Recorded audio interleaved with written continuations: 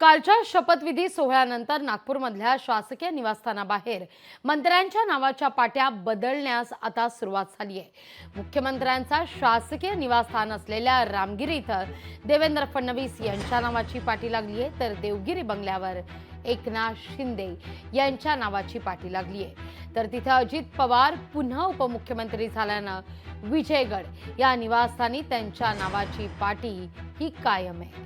आढावा घेतला आमचे प्रतिनिधी ज्ञानेश्वर पवार यांनी।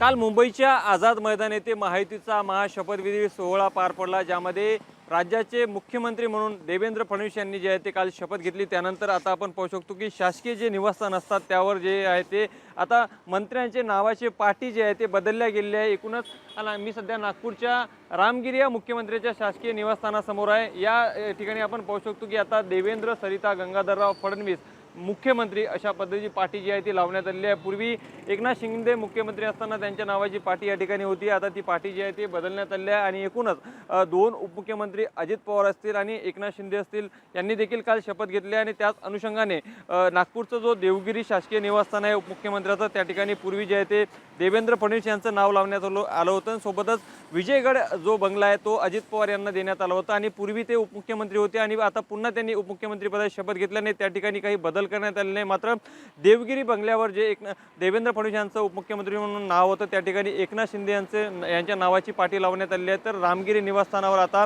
मुख्यमंत्री म्हणून देवेंद्र फडणवीस यांच्या नावाची पाटी जी आहे ते बदलून या ठिकाणी लावण्यात आलेली आहे। लोकशाही मराठीकरता मी ज्ञानेश्वर पवार, नागपूर।